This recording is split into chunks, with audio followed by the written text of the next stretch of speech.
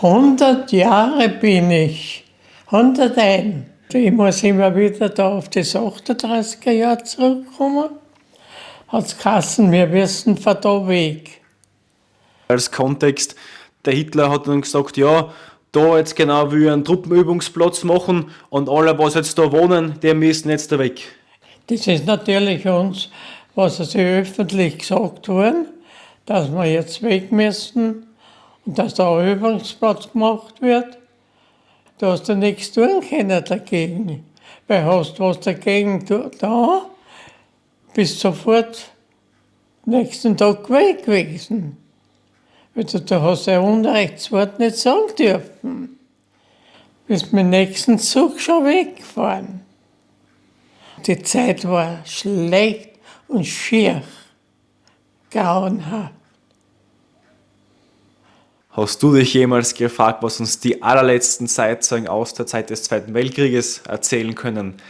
85% aller regelmäßigen Zuseher haben unseren Kanal leider noch nicht abonniert. Wenn du jetzt unser Friedensprojekt noch weiter unterstützen möchtest, ist die beste und einfachste Art, unseren Kanal zu abonnieren. Danke. Danke. Einfach unten klicken. Ich bin der Daniel Bleunig, bin Begründer des Friedensprojektes Lebensweisheiten von 100-jährigen Menschen und bin diplomierter Gesundheits- und Krankenpfleger.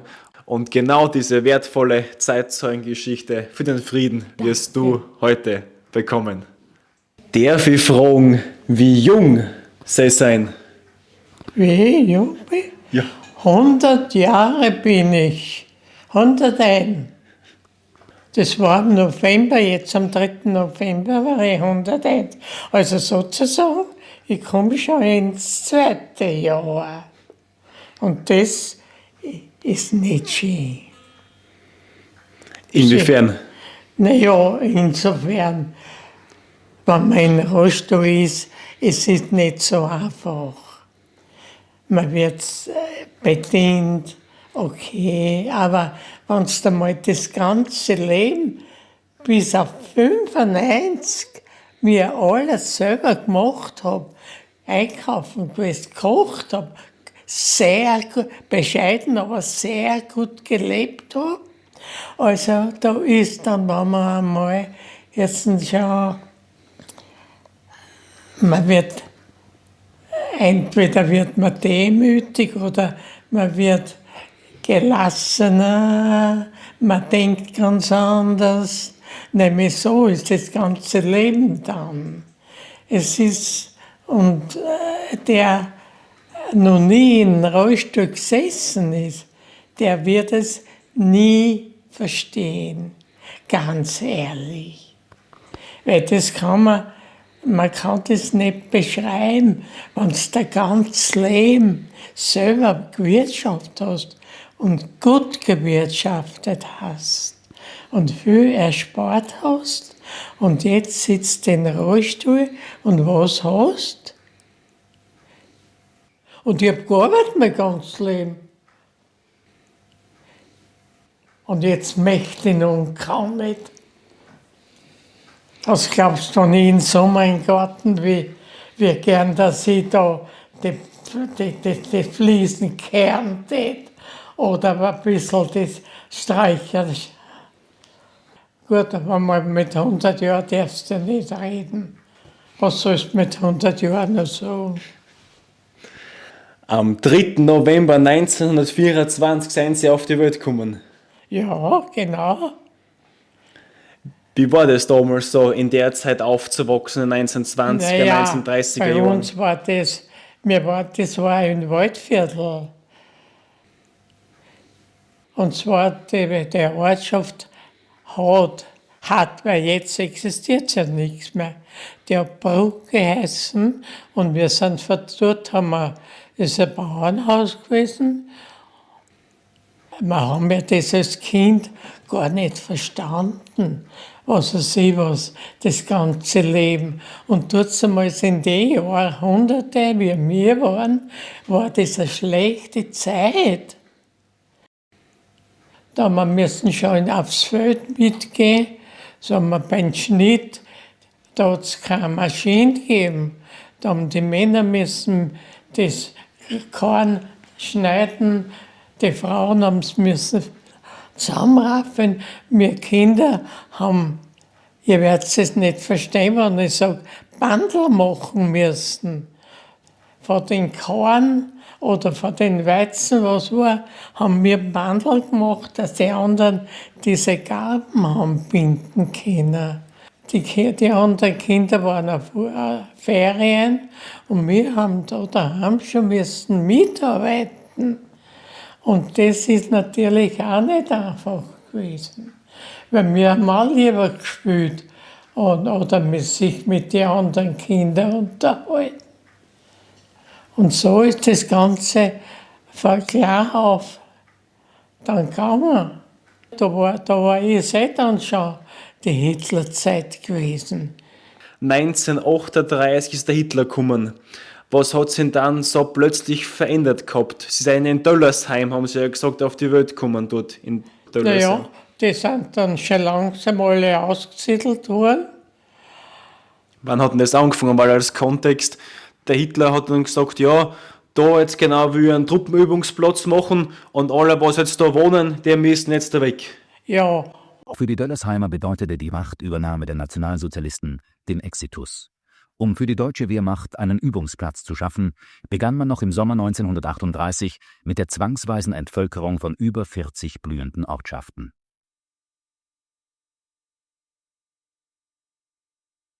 Einige Jahre später sollten nur mehr Ruinen an sie erinnern.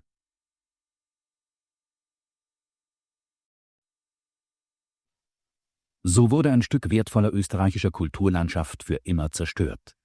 Die Erinnerungen der noch lebenden Aussiedler sind schmerzvoll. auf einmal haben sie das auch nicht machen können. Das ist zwar, wir haben zwar dann in unseren eigenen Wald nicht mehr dürfen gehen. Wir haben dann, was weiß ich, nämlich die Ernte, die haben wir einbringen können. Die anderen haben müssen vorher noch weg. Da ist die Ernte noch am Feld gestanden. So scharf war das am Anfang. Aber dann ist der Krieg, der hat die guten oberen Herren ein bisschen zurückgehalten. Jetzt hat sich das ein bisschen in die Länge gezogen, bis dass wir 1941 weg erst sind. Ne? Das ist natürlich uns, was also öffentlich gesagt worden, dass wir jetzt weg müssen und dass da ein Übungsplatz gemacht wird. Naja, du hast ja nichts tun können dagegen.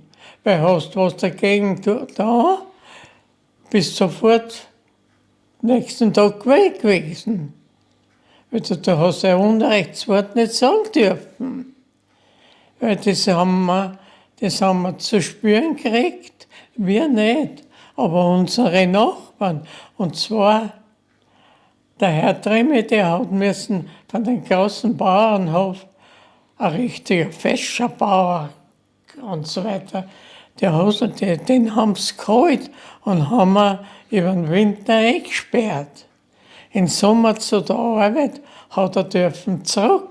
Und folgedessen hast du nichts sagen dürfen. Da hast du kein Wort zum Sagen, weil da hat es immer geheißen, Feind hört mit. Wie haben Sie den 1. September 1939 erlebt, wie der Krieg angefangen hat? Das haben wir, ich meine, mitgekriegt. Das haben wir gar nicht richtig realisiert. Wie soll ich das sagen? Wie soll ich das jetzt erklären, dass man länger braucht hat, bis dass man das überhaupt verarbeiten haben können? Und wir die Brüder alle einrücken haben müssen, da haben wir erst erfahren, da haben wir erst gewusst, was das für eine schlechte Zeit ist. 4 Brüder haben es gehabt, haben sie gesagt. 4 Brüder. Wie ist das so gewesen, wie die Brüder da einrücken haben mussten? Wie war es halt der Abschied damals? Naja, natürlich. Wir sind mit den mit denen, der was hat müssen, die Einberufung gekriegt, mit denen sind wir auf die Holzstall gegangen und da haben wir die, was haben müssen, Einberufungsbefehl gekriegt haben wir natürlich die Brüder jeden Einzelnen begleitet. 1941 der Ödere, mein Bruder, der Karl Hammerschmidt, der war 1922 geboren. Mein Bruder war der Nächste, der einrücken haben müssen. Der Franz Hammerschmidt, der war 1923, ich bin eine 24erin. Und dann hat mein jüngerer Bruder, der hat dann auch der Willi, der dann dieser 26er Jahrgang, der hat müssen dann auch noch einrücken.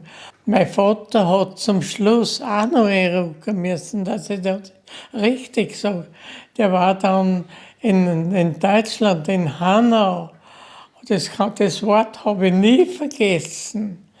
Und meine Mutter und ich, wir müssen dann die ganze Arbeit machen.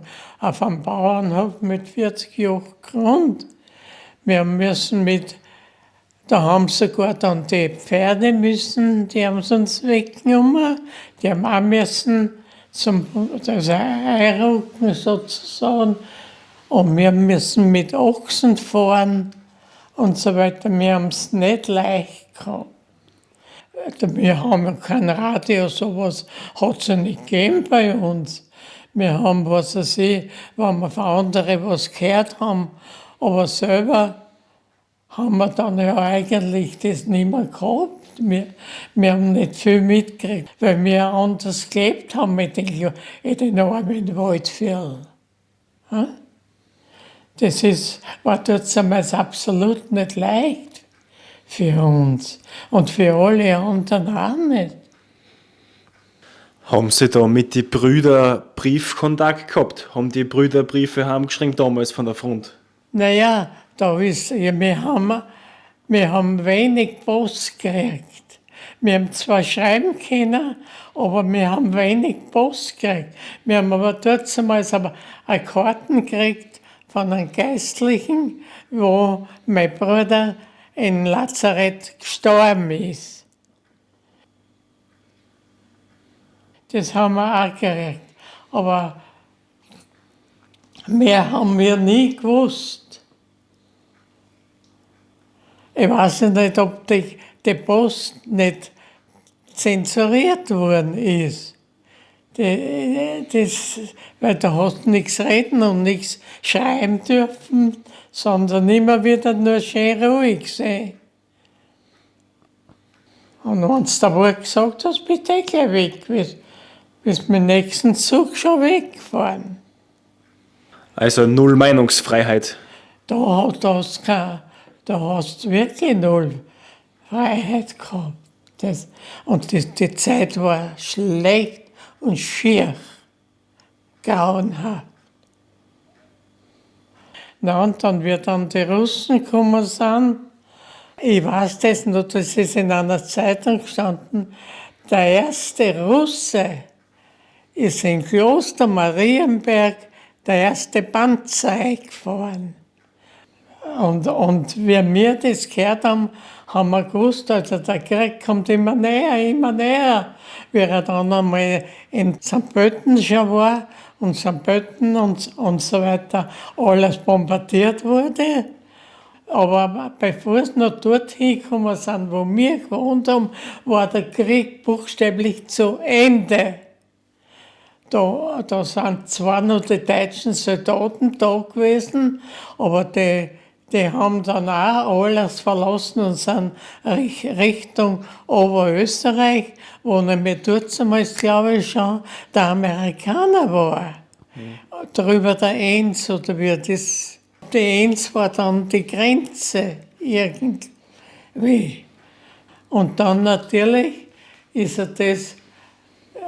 Wir haben unsere Arbeit machen müssen. Die Russen waren einquartiert bei uns und zum Glück sind wir gut, oder bin ich als Mädchen mit 18 Jahren glücklich, Gott sei Dank, davon gekommen. Nicht? Weil dann haben wir einen Zivilrussen schon vorher zur Arbeit gehabt und eine Weißrussin, die Olga, als Wirtschaftshelferin haben wir gekriegt. Also wir sind einigermaßen, die haben mit den Russen reden können. Wir haben nicht reden können mit ihnen und so weiter. Und sind wir in der Zeit so glimpflich gut drüber geschwommen, sozusagen. Da ist der Vater auch zurückgekommen und nach langer Zeit ist einmal der zweite Bruder, der Franz Hammerschmidt, der ist dann auch zurückgekommen. Und zum Schluss ist dann der letzte Bruder zurückgekommen von Russland. Der ist mit 18 Jahren schon von den Russen gefangen worden damals. Mein Onkel, der hat auch Karl Hammerschmidt geheißen und der ist in den Weltkrieg geblieben. Und mein Bruder Karl Hammerschmidt ist in den Hitlerkrieg geblieben.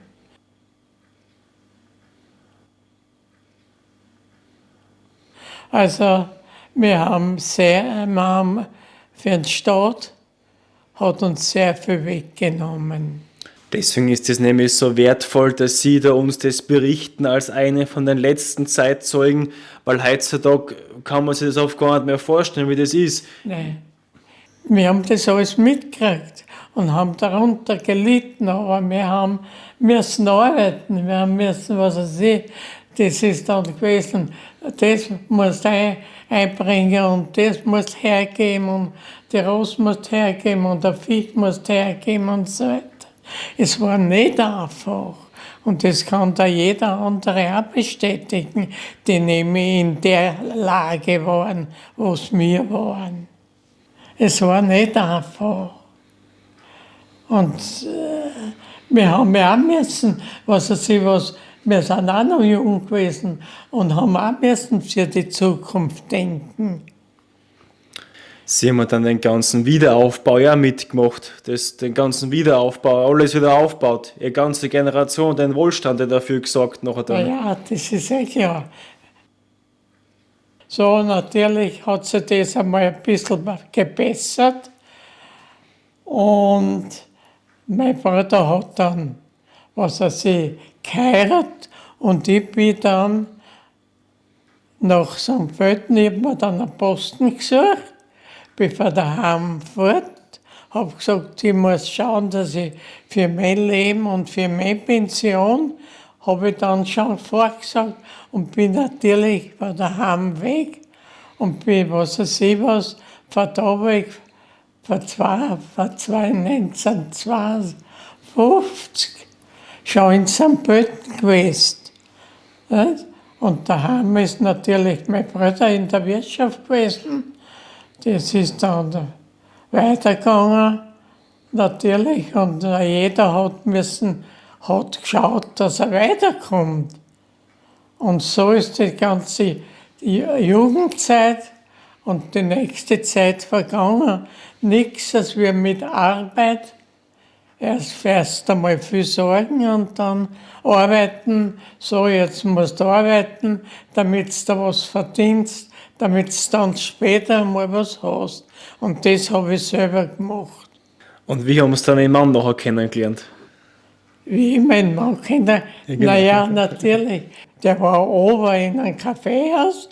Das war zwischen, gleich im übernächsten Haus. Weil das drüber war dann schon zeitlicher, wo ich dann wieder in die Küche gekommen bin. Der ist zu uns ins Kaffeehaus gekommen und so weiter. Und da haben wir sie kennengelernt.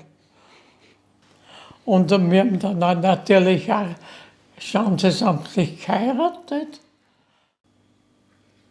Und so ist das Leben dann weitergegangen. Ich habe einen guten Mann gehabt, der hat mich sehr verwöhnt, aber der hat müssen 1981 schon sterben. Und seitdem bin ich alleine. Und meine Eltern leben nicht mehr, meine ganzen 4 Brüder leben nicht mehr. Ich bin leider alleine zurückgeblieben. Was ist wichtig im Leben? Das Wichtigste ist im Leben, fröhlich sein und sich nicht unterkriegen lassen und immer vorwärts schauen.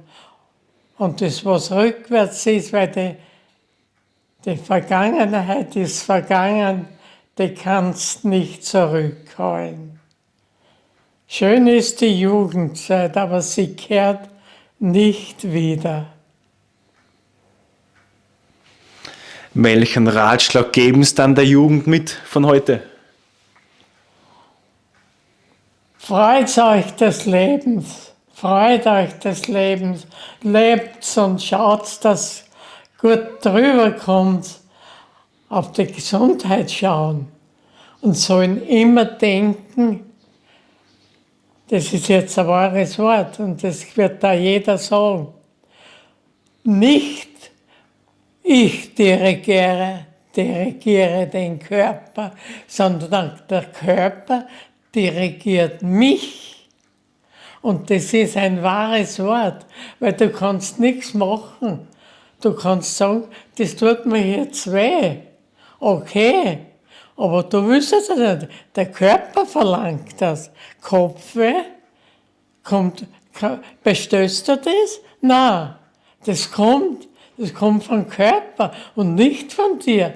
Du bist dirigiert vom eigenen Körper, das ist dein Dirigent. Merkt euch das. Wie haben da Sie auf Ihre Gesundheit geschaut? Wie haben Sie das gemacht? Ich bin so viel Rad gefahren. Da war dann der Kilometerzähler aus. Von 9,9, nicht? Von einer, nein, das 999 und 9,9. Da habe ich so viel rausgefahren, bin ich neben meiner Arbeit noch. Gut, da war ich schon in Pension, aber ich habe unter der Arbeit, ich habe geschaut, dass ich gesund lebe und jeder Mensch halt auf, wie ich sage, auf seinen Körper achten. Das ist das Wichtigste. Aber die Menschen machen sich sehr viel selber, weil über die müssen sie ein bisschen besser denken und einmal ihr Gehirn anstrengen, ob alles gut ist. Nicht, dass man das ganz einfach sagt, na gut, die Zeit ist ja so, die Zeit ist schlecht, die Menschen sind schlecht und alles ist schlecht. Es ist nicht alles schlecht. Man macht sich das nur, weil die Zeit machen sehr viel die Menschen. Inwiefern ist so der Glaube manchmal auch wichtig? Der Glaube. Jeder sollte ein Ziel vor sich haben. Und was er glaubt, das ist an jedem seine eigene Sache. Das muss ich ehrlich betonen. Weil schau, der Glaube, ich glaube, das ist der Himmel, die Hölle, Fegefeuer. Und das ist Glaube. Es gibt zwischen Himmel und Erde gibt es was wir nicht verstehen, aus. So ist das Ganze. Und dort liegt der Glaube, mein Lieber. Und da musst du anhalten. Das ist für mich Glaube. Was ist der Sinn im Leben? Dass man anständig lebt, gerecht ist, auch wenn Unwahrheit gesagt wird, man sollte dagegen kämpfen und sollte gerecht bleiben. Man sollte einen gerechten Weg gehen und den sollte man vorwärts schauen und nicht nach rückwärts schauen. Damit passt. Und was wünschen Sie sich für die Zukunft? Für mich, Generell, für mich oder für die Welt, was der Wunsch für die Zukunft ist? ich wünsche der Welt alles Gute, damit es besser wird, dass die Menschen wieder ruhig und anständig und nett und mit Freude in die Arbeit gingen. Nicht, dass du gezwungen bist und dass du nur warten musst, ob du heute oder morgen den Posten verlierst. Und so weiter. Na, die ganzen Arbeiter müssen doch ziehen, was weiß ich, ob sie nicht morgen arbeitslos sind. Gut, der Staat muss für viel aufkommen. Aber das kann der Staat heute oder morgen nicht mehr bewältigen. Weil wenn ich denke, wie viele Arbeitslose sind, da denke ich mir, um Gottes Willen, das gibt's doch nicht, dass so viele Arbeitslose sind und was es sie was und Arbeit, die einen suchen Arbeit, die einen finden keine Arbeit. Sag mal, wo geht da die Schere zusammen? Überhaupt noch. Die geht nicht mehr zusammen. Und das ist nämlich das Ganze. Und jetzt sind wir fertig. Danke, dass Sie das mit uns geteilt haben. Und dass Sie so einen schönen Abschlusswunsch gehabt haben, weil für Sie wünsche ich mir, dass Sie noch lange den Quizmaster anschauen können. Du, das ist klar, den schauen wir an. Den schauen wir an. Da kann ich gleich viel mitraten und viel mitdenken. Oh, da kann man lernen. Da kann man viel lernen, mein Lieber. Also ist ja wichtig, dass man... Aber nur, weißt, ärgert mich, wenn so Fragen sind, so Watschen, einfache Fragen. Weißt du, da denke ich mir, bist du ein Depp? Das ist doch, ich meine, das ist doch allgemein Wissen, dass man ein bisschen was weiß. Ich kann ja auch nicht, ich bin auch nicht gescheit. Aber da zumindest, dass ich mein Leben richtig hingebracht habe und dann gerade den Weg gegangen bin.